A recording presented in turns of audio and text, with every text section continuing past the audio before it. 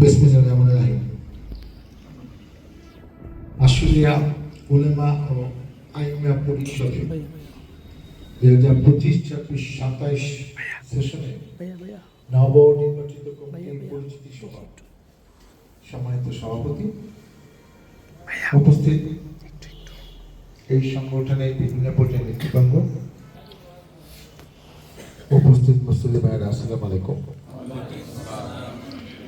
আমাকে যখন দাওয়াত দেওয়া হয়,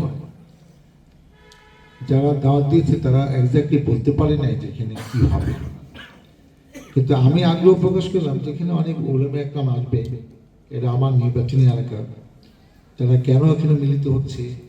আমি বললাম কি এটা ওয়াজ মাহফিল কেন, ওয়াজ মাহফিল এটা একটা সংগঠন, তাদের কিছু ব্যাপার আছে, আপনি গেলে বুঝবেন। তা আমি কিন্তু ইন্টারেস্টেড আসলাম যে তারা আলাদা বুঝতেছে ব্যাপারটা কি, তারা আস্তে আস্তে সংগঠিত হচ্ছে, এটা আবার কোন সংগঠন। তা আমার একটু আগ্রহ হয়ে যাচ্ছে, ঠিক আছে যাইতে হবে, আমার বাড়ি জিরাবো, এটা টঙ্গাবাড়িতে হবে, এরা এসে দাওয়াত দিল। আমি আচ্ছা ঠিক আছে বলো যে আমি আসবো। তো সেটা নিয়ে এসে আবার আমি আজকে জিজ্ঞেস করলাম যে আসলে সংগঠনটা কি। তখন জানলাম যে এই 80টি ইউনিয়নের প্রতিটি মসজিদে খতিব, ইমাম এবং মাদ্রাসা অধ্যক্ষ কিংবা দায়িত্বপ্রাপ্ত যারা আছে তাদের নিয়ে একটা সংগঠন, এবং এটা অনেক আগের থেকে 2006 সাল থেকে কার্যক্রম শুরু হয়েছে। প্রত্যেক ইউনিয়নে হয়তো একটা সময় হয়নি, কিন্তু এখন সব ইউনিয়নে কার্যক্রম আছে। কিন্তু আমি সবচেয়ে ভালো লাগলো এবং অবাক হলাম যেরকম একটি সংগঠন আছে তারা কাজ করতেছে, এটা একটা বিশাল ব্যাপার।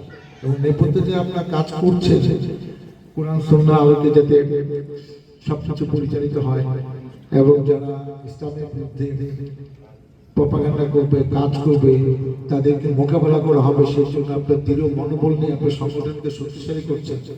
এটা আমি জেনে যে আওয়ামী লীগ এত কিছু করলো, তারপর আপনার টিকে আছে, এটা বিশাল ব্যাপার।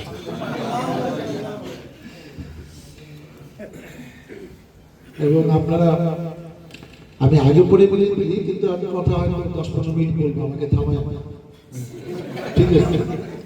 প্রথম হলো যে আপনারা যেসব দাবি করেছেন, এমন কিছু দাবি না, একজন মুসলমান হিসাবে, একজন দায়িত্বশীল নেতা হিসাবে এগুলো কিন্তু আমাদের দায়িত্বের মধ্যে পড়ে। এবং আমি যে কথা যদি স্পষ্ট করে বলতে চাই, আজকে শেখ হাসিনা প্রথমে অন্যতম দায়িত্বটা কিন্তু আপনার পালন করছে। আপনাদের বিরুদ্ধে যে প্রপাগান্ডা, যে বেইজ্জতি, যে অপমান, এই ওয়াজ মাহফিল করতে দেয় দেয়, অনেকে ধরে নিয়ে গেছে। মিজানুর রহমান আজহারি তাকে দেশে থাকতে দেয় না, তারেক ভাইকে পাঠিয়ে দিয়েছে লন্ডনে, থাকতে পারবে না। আমি হামজাকে জেলে ঢুকিয়ে রাখছি, যেই স্পষ্ট কথা বলেছে, যেই তাদেরকে ভয় পায় তার উপরে খরচ রাজি হয়েছে। আপনি বলেন যে দেশে 90% লোক মুসলমান, সে দেশে ওয়াজ হবে না, কি হবে? কারা শুনবে? তুমি কে? প্রধানমন্ত্রীকে, রাষ্ট্রপতিকে, এমপি কারা, দায়িত্ব পুলিশ কারা, আর্মি কারা, সবই মুসলমান, কিন্তু ওয়াজ করে না। এখন উনি যেটা বলছে, উনি করছে ওনার সেই পরিণতি পতন। দেখেন, আমরা এতদিন জানতাম যে, কিংবা ধরেই দিচ্ছি, কিংবা বেশিরভাগ যেটা দেখছি যে খারাপ মানুষের কেন্দ্রে সব থেকে বেঁচে যায়, এবং তাদের অনেক বিচার দুনিয়াতে হয় না। তো আমরা যেহেতু নামাজ পড়ি, হজ করেছি, বিশ্বাস করতে বিচার এখন হয় না, বিচার একসময় তো হইবই, আচ্ছা তার বিচার আল্লাহ সময় মতো করবে। কিন্তু এরকম একটা জলজন্ত বিচার এই 18 কোটি মানুষের সামনে আল্লাহ দেখাই দিবে, এটা কিন্তু আমরা এত বছর রাজনীতি করলাম, কয়েকটা নির্বাচন করলাম, কোনো কিছুতে কোনো কাজ হলো না, আল্লাহ দেখাই দিল। কারণ আমরা যখন কোনো কিছুতে বাইরে হতাম না, মামলা আসামি হয়ে পুলিশে ভয়ে ভয়ে পালিয়ে কোনো বাসায় থাকতাম, নামাজ পড়তাম, তখন কিন্তু আল্লাহ কাছে কান্নাকাটি করতাম যে আল্লাহ, কত জালিম মানুষকে তুমি দুনিয়া থেকে নিয়ে গেছো, কত জাতিকে, দেশকে ধ্বংস করে দিয়েছো, এই জালিমকে কবে নিবা? আপনারা অনেকে করছেন, অনেকে বাবা মা চিকিৎসা সেবা করতে পারে নাই, তাদের জানাজার শরীর হতে পারে নাই, তাকে দেখভাল করতে পারে নাই, বাবা চাইছে আমার পুরানো একটু দেখা কই আছে না আছে পারে না। এইরকম যারা ঘটনা ঘটলো বাংলাদেশে হাজার হাজার লক্ষ লক্ষ, তো এইসব দোয়া এবং যারা অভিশাপ দিচ্ছে সে তো কাজে লাগছে। আল্লাহ কতক্ষণ সহ্য করে থাকবে? আল্লাহ তো দেখছে এতে তো অনেক বাড়াবাড়ি করে ফেলেছে। একটা আমি রাজনীতি করি, আমাকে ধরে মেরে ফেলবে, আমি রাজনীতি করি, আমাকে ধরে আরো চাকরি রাখবে। এটা তো বাংলাদেশে কোনদিন ছিল। হ্যাঁ, বিরোধী দলের উপর কম বেশি নির্যাতন হয়, মামলা হয়, গ্রেপ্তার হয়, কিন্তু এইবার যেটা হয়েছে এটা সীমা পরিসীমা ছাড়া গেছে সব। এবং মনে হয়েছে যে পাকিস্তানিও ভালো ছিল, এত খারাপ ছিল না, সে মুসলমানের আমাকে বিশ্বাস করতে কষ্ট হয়েছে। এবং শেষ পরিণতি দেখেন, সে দেশে থাকতে পারবে না, এত অহংকার। 1 মিনিটের মধ্যে আল্লাহ দেখেন যে তো অহংকার কিছু, সব ক্ষমতা আমার, তুই কিছু। এটা আমাদের জন্য শিক্ষা যে এত ক্ষমতা এমপিরও দরকার নেই, মন্ত্রীরও দরকার। আর জনগণের ভোটে যে নির্বাচিত হয় সে এত ক্ষমতা দেখায় না, তার ভয় থাকে যে জনগণের ভোটে আবারও আমাকে এমপি হতে হবে। অতএব এত ক্ষমতা দেখে বারবার এমপি হতে পারে সে জানে। এই জন্য চেয়ারম্যান বলেন, মেম্বার বলেন, মেয়র বলেন, উপজেলা চেয়ারম্যান বলেন, তারা যে মানপুরিটা করছে তারা তো ইচ্ছা মতো টাকা কামাইছে, আসলে তো কোনো সেবা করে। আপনারা বলেন যে বিভিন্ন শিক্ষা প্রতিষ্ঠানগুলো, মসজিদ যে নামাজ পড়ে না তারে মানপুরি দিছে, এগুলো সব নামাজে পড়ে অর্থাৎ নামাজ জানে না। মাদ্রাসা কি করছে এবং ম্যাক্সিমাম টাকাগুলো কিন্তু ধ্বংস করছে। যেটুকু টাকা ছিল কোনো মসজিদে, কোনো মাদ্রাসা, কোনো শিক্ষা প্রতিষ্ঠানে টাকা পয়সা। এখন আল্লাহ মসজিদের টাকা যে খেয়ে ফেলছে, ধ্বংস করছে, লুটপাট করছে, তার বিচার তো আল্লাহ করবে। আপনি ভাইবেন না যে সে বলে আসে বেঁচে, তার বিচার তো শুরুই হয়, অপেক্ষা। এবং এগুলা নিয়ে যে যন্ত্রটা হয়েছে, আমি আজকে এই পরিষদে যেটা বলতে চাই, অতীতে আমি যখন এমপি ছিলাম 96-এ, 2001, কোন এলাকায় মসজিদ কমিটি কি হবে জানে না, আমার কাছে আসলে পাতে ও কোন দল করে সেটা মসজিদে দায়িত্ব পালন করা কিছু লোক আছে যারা জমি দিচ্ছে, যারা টাকা দিচ্ছে, যারা এটা নিয়ে দেখভাল করতেছে, যে মসজিদের পাশে থাকে, এরাই কিন্তু মানপুরিটা তৈরি করে, এদের উপর ডিপেন্ড করে তো মসজিদগুলো হয়েছে। এখন এই সব জায়গা থেকে ধরে আগে একজন সভাপতি পারেন, রাজনৈতিক পোস্ট, মসজিদের সভাপতি রাজনৈতিক পোস্ট হতে পারে। আমি আপনাকে এটুকু বলি, এখন হয়তো আমি 100% কন্ট্রোল করতে পারবো না, যদি কখনো দায়িত্ব পাইতে পারি। কোনো জায়গায় কোনো যদি দেখেন যে একটা খারাপ মানুষ হইতে যাচ্ছে, হোক আমার দলে, আমাকে পারলে আগে জানায় যে ভাই এই লোকটাকে হইলে মসজিদে কোনো লাভ হবে না, মুসল্লিরা চাচ্ছে না, অন্য একটা লোককে দিয়ে আমি আমার জায়গা থেকে, সে তো দলের লোক, আমি অন্য বুদ্ধি আছে, সেই বুদ্ধি দিয়ে ওকে সরাই দেবো, সেই বুদ্ধি আমাকে সে ক্ষমতা আমাকে আগে জানাইতে হবে। বিচার এর সামনে শুক্রবার কমিটি হবে, শুনতেছি অমুক অমুকে যেন না হয়, বাকি যে বললে হোক, আমরা ওই নাকে নিচে করে করে। আমি বললাম আপনার এখন 100% পারবো না, এখনো পারবো, আর কখনো বিএনপি আসলে আমি এমপি হলে তখন তো পারবো। আমি যে মসজিদগুলো সুষ্ঠুভাবে পরিচালিত, আর মসজিদের সভাপতি যদি একজন ভালো মানুষ না হয়, উল্টা পাল্টা হয়, মসজিদে উন্নতি হবে। সেখানে মুসলিমদের আপনি নিয়ে অনেক কিছু করবেন, বেশি বেশি মুসলিম নামাজ পড়বেন, এটা আপনি আশা করবেন। কারণ এখন প্রত্যেক পাড়ায় পাড়ায় কিন্তু একটা দুটা করে মসজিদ হয়ে গেছে। আপনি যে মসজিদের সুন্দর মতো খতিব ভালো থাকবে না, ইমাম ভালো থাকবে না, ভালো বয়ান হবে না, সেখানে মানুষ তো যাবে না। মানুষের যে চাইতে যেখানে একটু ভালো লাগা আছে, কিছু জানা যায়, শেখা যায়, আদব কায়দা ভালো, গাইতে ভালো লাগে, বাড়ির কাছে অনেক কিছু হিসাব করে মানুষ মসজিদে। এখানে যেগুলো থেকে হাঁটলে 2-3 মিনিটের মসজিদ পাওয়া যায়, মানুষ তো যেগুলো মসজিদে যায় না, হিসাব করে যায়। তুইটা আমাকে বলেন, আমি আমার জায়গা থেকে বলবো যে আপনারা চেষ্টা করেন যাতে কোথাও ভুয়া কোনো ফতোয়া কিংবা কোনো ইসলামী বই বাই করে কটাক্ষ করতেছে, ফেসবুকে দিছে, কিংবা সে মানুষকে বয়ান করতেছে, তাকে অবশ্যই আপনারা বাধা দেবেন। আপনারা বাধা দিবেন, আমারও জানেন, আমি আমার দল নিয়ে বাকিটা কি করে আপনার সবার মধ্যে দেখবেন।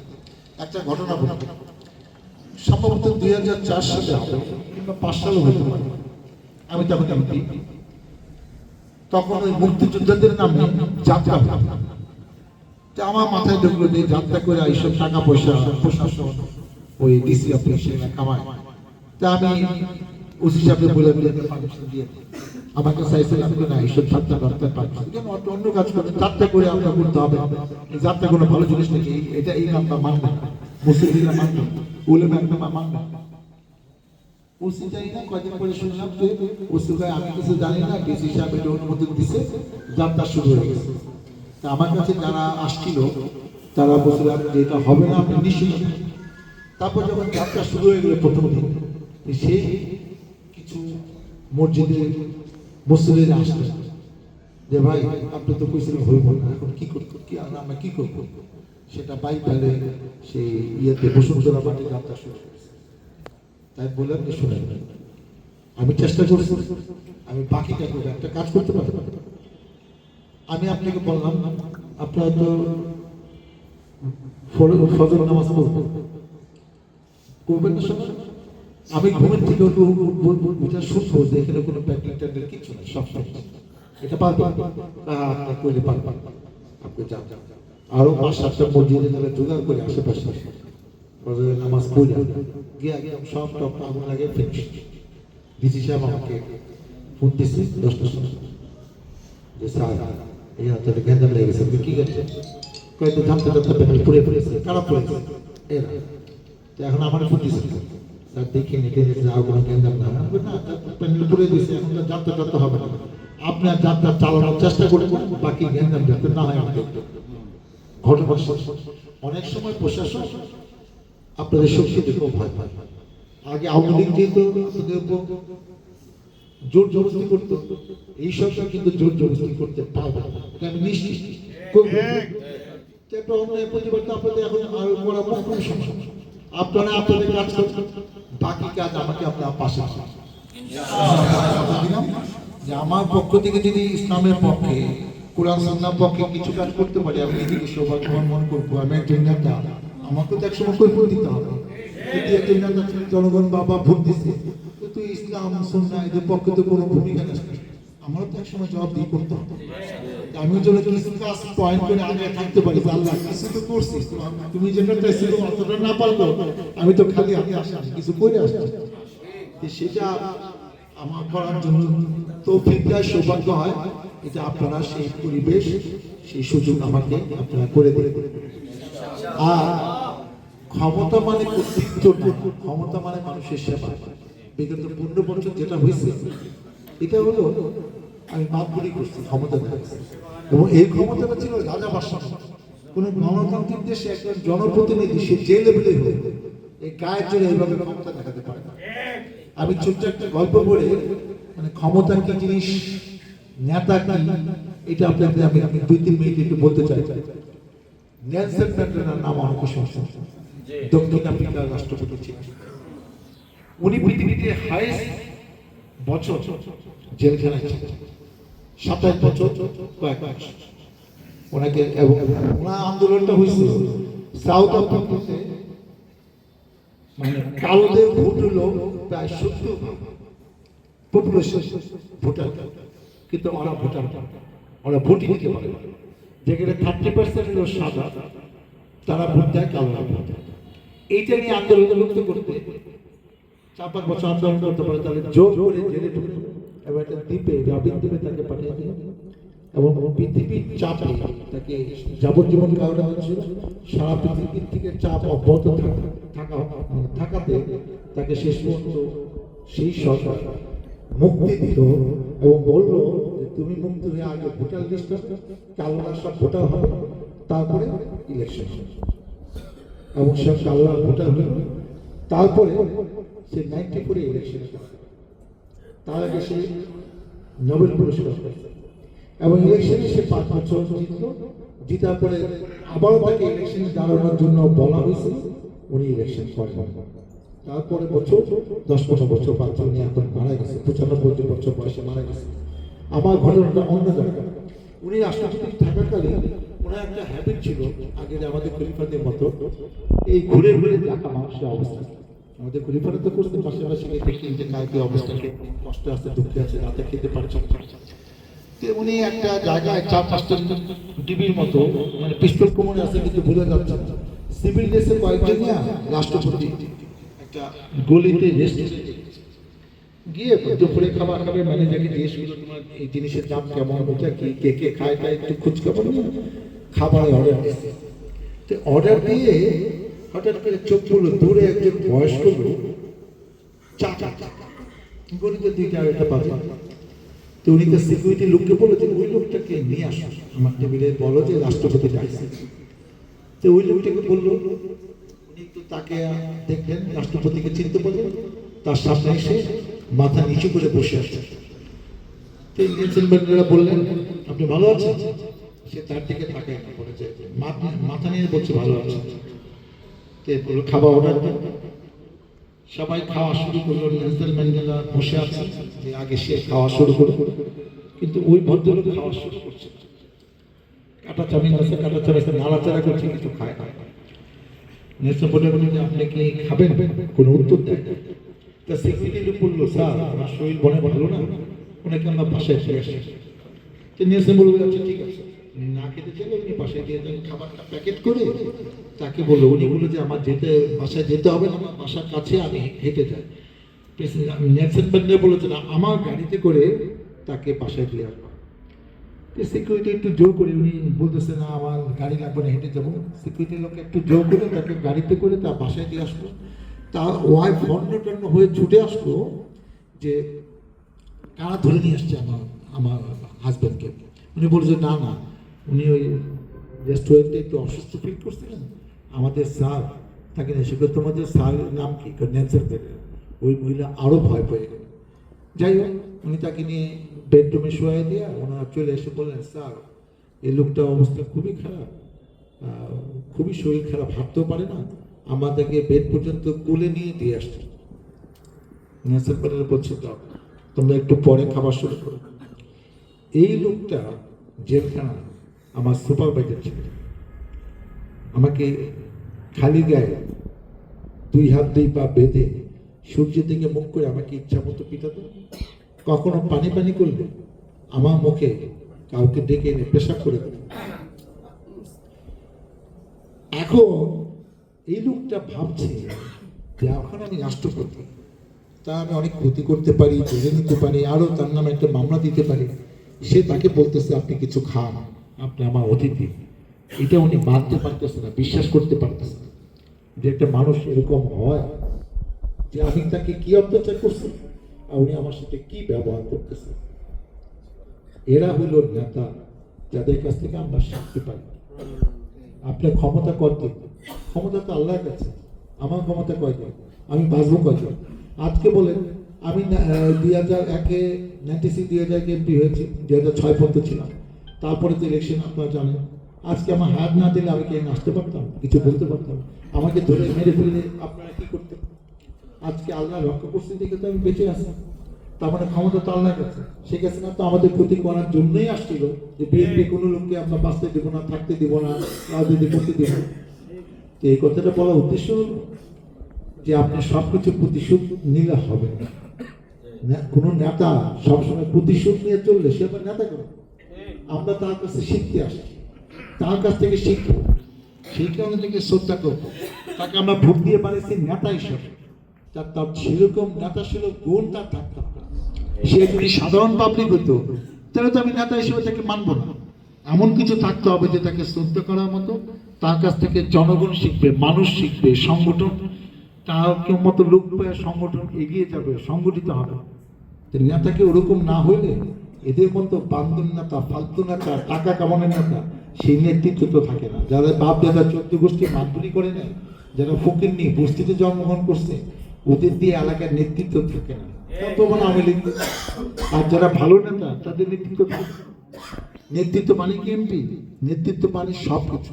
আপনি যতদিন বেঁচে থাকবেন ততদিনই আপনার নেতা। আমার বাবা 45 বছর চেয়ারম্যান ছিল, 43 থেকে এগিয়ে 79 সালে ধানের শীষ থেকে এই সরকারে এমপি ছিল, 90 সাল পর্যন্ত মারা গেছে 10ই ফেব্রুয়ারি। উনি নেতা, মৃত্যু আগ পর্যন্ত মানুষের সেবা করেছেন, পাঁচজনের সাথে ছিল। আমি এমপি হলে সেবা করতে পারবো, এমপি না হলে আপনাদের সেবা করতে পারবো না, আপনাদের সহযোগিতা করতে পারবো। আমার শেষ কথা হলো যে আমি জিজ্ঞেস করছিলাম যে আপনারা ঠিক আছে এগুলো করলাম, আরো কোনো আমি আর কি আপনাদের কাজে রাখতে পারি? ওনারা কিছু বলেন। আমি আপনাকে একটা প্রস্তাব দিই, ধরেন আপনি তো এই সংগঠনে তো অনেক দায়িত্ব আছে, তার মধ্যে একটা দায়িত্ব হলো যে এখানে তো আপনাদের মানে অনেক কিছু শেখাতে হবে, জানাতে হবে। আপনাদের এরকম তো একাডেমিক সেশন আছে যে মাসে দিয়ে যে তাদের করবে। এরকম যদি আপনাদের কোনো পাঠাগার থাকে যেখানে আপনাদের বেশ কিছু বই দরকার ভালো ভালো, যেখান থেকে আপনারাও শিখবেন এবং অন্য পড়ার সুযোগ পাবেন, সেরকম কোনো সুযোগ থাকলে আমাকে বলবেন, আপনারা লিস্ট দিয়ে দেবেন, আমি বই কিনে দেবো, কিংবা আমি টাকা দিয়ে দেবো, আপনার বই কিনে নেবেন। এটা একটা হতে পারে। আরেকটা হতে পারে, অনেক জায়গায় ধরেন আপনার সংগঠনটাকে যদি আপনি অ্যাক্টিভ করতে চান, আপনার সংগঠনটাকে যদি ফুলফিল করতে চান, এই সংগঠনের গুরুত্ব বাড়াতে চান, সব সময় অনেক মসজিদ আছে যে মসজিদের অবস্থা ভালো না, সেখানে আপনি ইচ্ছা করলে জায়নামাজ দিতে পারেন, কোরআন শরীফ দিতে পারেন আপনাদের সংগঠন থেকে। সব জায়গায় দেওয়ার দরকার নেই, 2-4টা থাকতেও পারে। তো সেই সংগঠনে যদি আপনার 100 কোরআন শরীফ আছে, তা আপনার 20টা 30টা দিলে তো সমস্যা নেই। আপনার কাছে 200 জায়নামাজ আছে, আপনি তো ওখানে 20টা দিতে পারবেন। এই জিনিস আপনার চিন্তা করতে পারেন। আপনাদের সংগঠন এতগুলা 150 মসজিদ মাদ্রাসা, এই সংগঠনের তো কিছু গুরুত্ব থাকতে হবে, যে আপনি ইচ্ছা করলে সহযোগিতা হাত বাড়াতে পারেন। আমরা তো সহযোগিতা করতে চাই, আপনারা টাকা নেবেন না, কিন্তু জায়নামাজ তো নেবেন, কোরআন শরীফ তো নেবেন। আপনারা ডিসিশন নিয়ে আমাকে জানেন, আমার দিতে কিছু ইচ্ছা করতেছে যে আমি আপনাদের পাশে আছি, আপনাদের সাথে আছি, যেটা ইসলামের পক্ষে কাজ হবে। এটাকে অন্যভাবে দেখার দরকার নেই। আমি বলে গেলাম, আমি আজকে এটা বলতে চাই না, কেন আপনারা তো আমার কাছে কিছু বলতে চান না, তাহলে মনে হবে যে উনি কি এটা কেন দিতে চায়, এটা নিয়ে আবার কিছু লোক নতুন করে গান নাটক এবং তকমা লাগাবে, সেটা দরকার নেই। আপনারা মনে করলে আমাকে বলে আমি আমার জায়গা থেকে যতটুকু পারি করবো।